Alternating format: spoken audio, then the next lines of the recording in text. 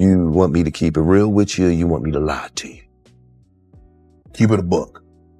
I said the Rock Nation brunch ain't of nothing but Jay-Z putting a bunch of on the lawn and then going in the back door and saying, I told you I still run this shit. Give me the money. Wow. I was busting moves faster than probably any other artist they had there.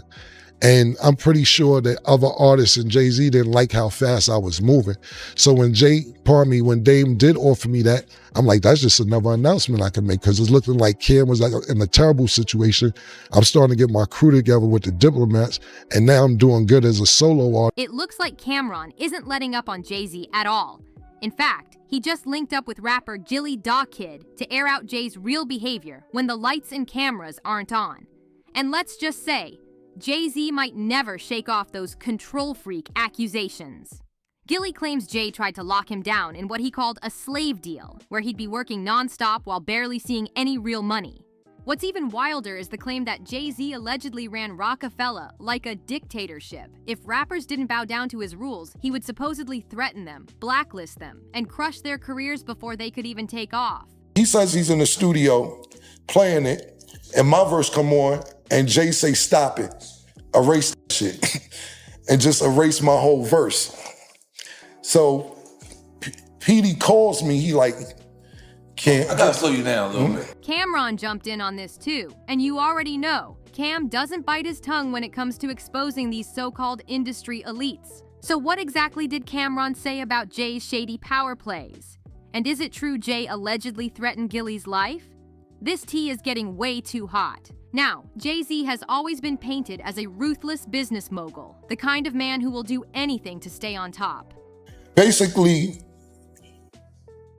when I got to Rockefeller, you know, I tried to ingratiate myself with everybody. It's a big word, I don't know what that means. Yeah, I'm trying to be cool with everybody. Okay, I'm trying to say, they don't. But lately, more and more people have started pulling the curtain back, exposing just how far he'll allegedly go. From forcing rappers into unfair record deals to cheating them out of money, blackballing anyone who crosses him, and even allegedly making threats, the list keeps growing.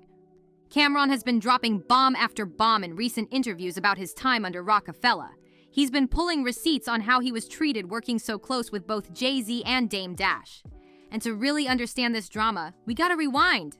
See, Cam'Ron's entry into Rockefeller came through Dame Dash. They were childhood friends. Cam had just escaped a nightmare contract with Sony's Epic Records under Tommy Mottola.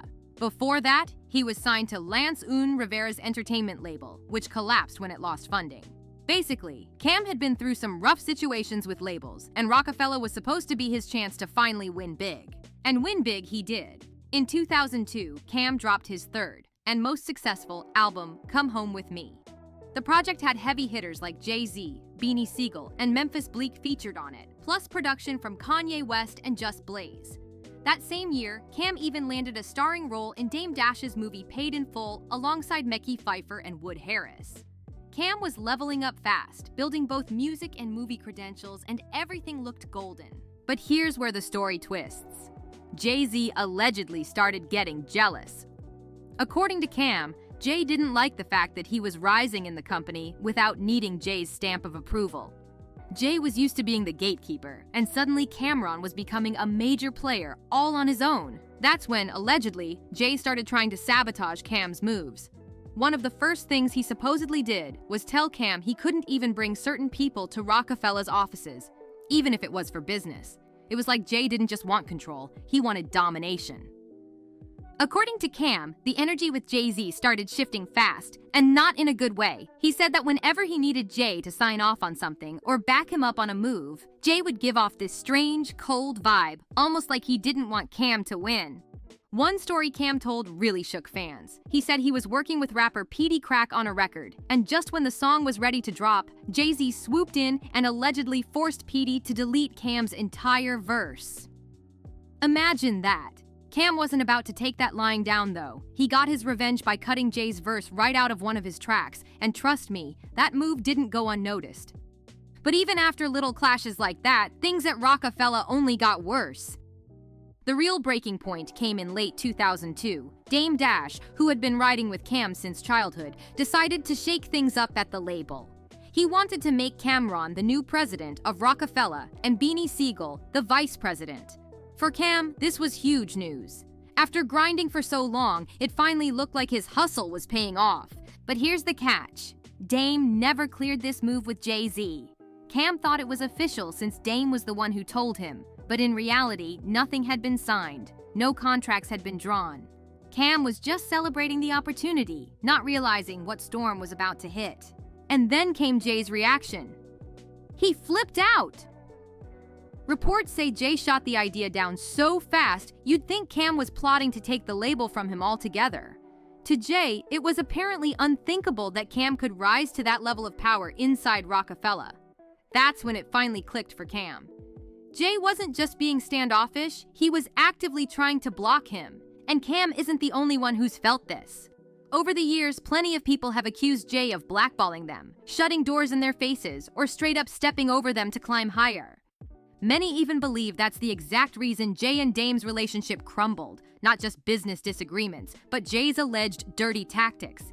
Even Dame himself has gone on record blasting Jay-Z for betrayal. He said multiple times that he was the one who really pushed Jay's career when no one else cared. Dame put his money, his energy, and his reputation on the line to launch Rockefeller, and for a while, the partnership looked unstoppable. They branched out beyond music too, creating Rockaware and a string of other multi-million-dollar ventures. At first, they worked hand in hand, moving like brothers.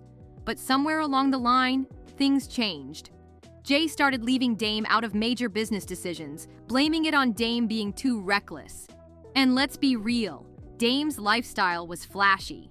He owned multiple mansions across different cities, flew private jets like they were taxis, and had entire closets filled with sneakers worth fortunes. On top of that, Dame had a hot temper and could be aggressive in meetings, which rubbed a lot of people the wrong way. Still, the timing of Jay cutting Dame out raises eyebrows. Was it really about Dame's spending, or was it about Jay wanting to be the sole power player at the table? The tension between Jay-Z and Dame kept boiling until it finally exploded, and Cam'Ron found himself caught right in the middle of it all. By the time Rockefeller reached its peak, the cracks were already showing, and the whole empire was on shaky ground. See, Dame Dash was used to being the loud, flashy face of the brand, the guy who pulled up in fur coats, popped bottles, and made big public moves. Meanwhile, Jay liked being seen as the calm, calculating boss, the man pulling strings behind closed doors. Their styles clashed heavy, and the business suffered because of it. Cam'Ron said you could literally feel the divide inside the label. Half the crew siding with Dame, the other half clinging to Jay. Things really turned ugly when money started getting involved. There were whispers that Jay wanted to partner with bigger corporations and play the respectable mogul role, while Dame wanted to keep the street edge alive. Cam recalled moments where Jay would make secret deals behind Dame's back, cutting him out of meetings and signing contracts without telling him. And to make it worse, rumors spread that Jay was even talking to Def Jam about a solo future, leaving Dame and the Rock family in the dust. Cam'Ron noticed the energy toward him change too. After the failed president announcement, Jay allegedly started icing him out. Cam claimed Jay would purposely delay projects, stall his music releases, and make sure radio support wasn't as strong as it could have been. It wasn't just tension anymore, it was sabotage. But the breaking point came when Rockefeller officially split into camps. Jay wanted total control, and Dame wasn't about to bow down. Cam said it was like watching a Cold War in real time. Meetings where people wouldn't even look at each other, artists being forced to pick sides, and an entire label built on loyalty suddenly being torn apart. Eventually, Jay made his move. With backing from Def Jam, he positioned himself as the new face of Rockefeller, pushing Dame and Biggs Burke out of the picture. It was a power play straight out of a movie. Dame, who once bragged about building an empire from scratch, was suddenly left on the sidelines while Jay walked away with the crown. Cam'Ron didn't hold back when talking about this moment. He said it was proof of how cutthroat Jay-Z could be when money and power were on the line. In Cam's eyes, Dame gave Jay the keys to the kingdom, only to watch him slam the door shut once he didn't need him anymore. And Cam wasn't the only one saying it. Even years later, other artists and industry insiders have echoed the same story. Jay used people, then tossed them aside once they weren't useful. Now here's where it gets even crazier. Dame has admitted in interviews that he felt betrayed, not just as a business partner, but as a brother. He talked about investing everything he had, even sacrificing financially, just to push Jay's career when nobody else believed in him. And in the end, Jay not only left him behind, but allegedly blackballed him from getting major deals in the industry. The Rockefeller breakup wasn't just about money. It was about power, loyalty, and betrayal. And for Cam'Ron, it was the confirmation he needed. Jay-Z wasn't just cold toward him.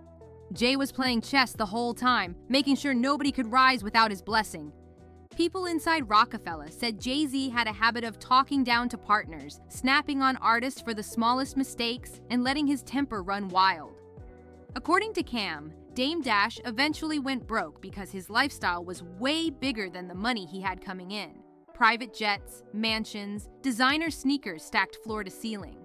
But what made it worse was Dame's mindset. He carried himself like the world owed him something. Even with all of Dame's flaws, the truth remains, Jay-Z wouldn't be the mogul he is today without him.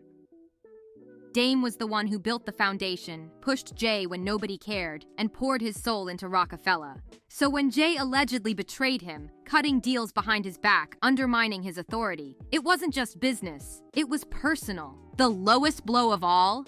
Dame said the ultimate betrayal came when Jay teamed up with R. Kelly, fully aware of his history with Aaliyah, the woman Dame called the love of his life. That move crushed Dame. It wasn't just about money or ego anymore. It showed him that Jay would do anything, step on anyone, and sell out whoever he had to, if it meant climbing higher.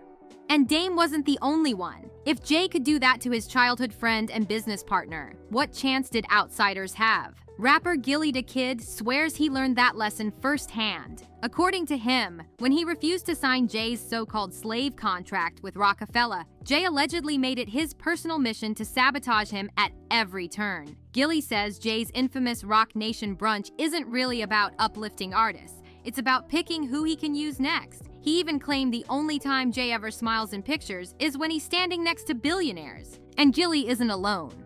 Plenty of people who've witnessed Jay and Cam's beef up close believe Jay was the one moving foul. One fan even summed it up perfectly. Now that I'm older, I see why Jay had a problem with Cam.